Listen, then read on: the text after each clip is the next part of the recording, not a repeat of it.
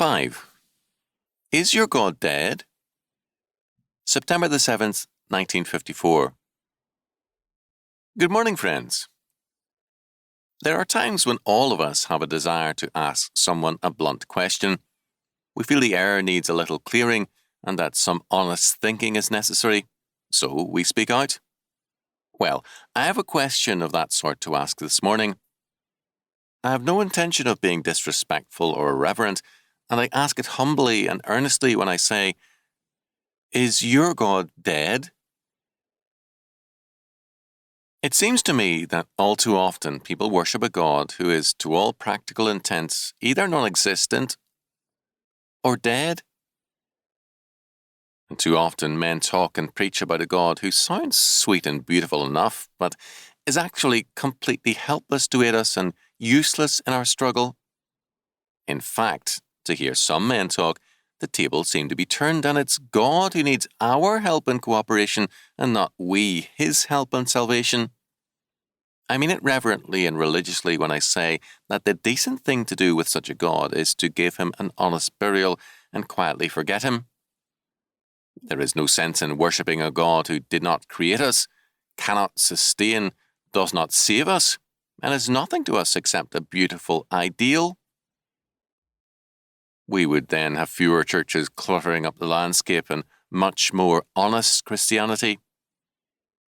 For the God of Abraham, Isaac, and Jacob, the God of Scripture, is a very different God than the anemic and lifeless deity many people try to worship. He created us out of nothing and sustains us by his grace. He saves us supernaturally, surrounds us with his supernatural purpose and providence, and gives us a salvation which is real, supernatural, and eternal. This living God is never dependent on us. Rather, at every moment, we are wholly and completely dependent upon him. The dead God of many moderns is a beautiful ideal, but the living God and Father of Jesus Christ is our eternal refuge, an ever-present help in time of need. The living God does not leave us helpless, alone and afraid in our perplexity and need. The Word became flesh and dwelt among us, and we beheld his glory, the glory of the only begotten of the Father, full of grace and truth. John 1:14, ABPS. The living and almighty God demonstrates his concern for us by the incarnation, whereby God the Son became man and experienced all the trials of humankind and became victor over sin and death.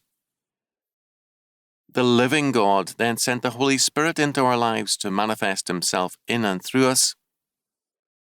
Not only does God manifest himself in us, but he manifests himself in and through all events and things in this world by his providence, so that everything is foreordained to its destined end. If we worship a dead God, our lives are full of futility and waste. Nothing seems to work out right. The ideals we get from the pulpit seem beautiful enough, but all things seem bent on perverting our faith or mocking it. This is the inevitable mood of all false faith. But if our faith be in the Holy One of Israel, the triune God, then we know that there is no waste in our lives and our experience. Everything has its ordained place and purpose. We know that all things work together for good to them that love God, to them who are the called according to his purpose. Romans 8:28. We know this because the Holy Spirit himself assures us, as we stand in the midst of trying experiences and perplexing ways. He warms our hearts by the assurance that he is in full control and the results are in his hands. On August the 8th, 1529, Luther and his wife were both sick, overwhelmed with dysentery, sciatica, and a dozen other maladies. Luther said, "God has touched me sorely, and I have been impatient, but God knows better than we whereto it serves. Our Lord is like a printer who sets the letters backwards, so that here we must so read them, and we are printed off. Yonder in the life to come, we shall read all clear and straightforward. Meanwhile, we must have patience. This is a confidence we have in the living God. We know that He is able, that He does all things well, and that we can rest and rejoice in His omnipotence. The only kind of Christianity which is real and true is supernatural Christianity, the faith which Scripture presents us in God the Creator, Sustainer, and Redeemer. This biblical faith does not eliminate our problems. In fact, it tells us that God often increases them. But while it does not eliminate our problems, it does answer them and does give us victory in and through Jesus Christ. We can pray to a living God, confidence that we can ask and receive because He is a prayer-hearing God who changes things. To worship any other kind of God is foolishness and a waste of time.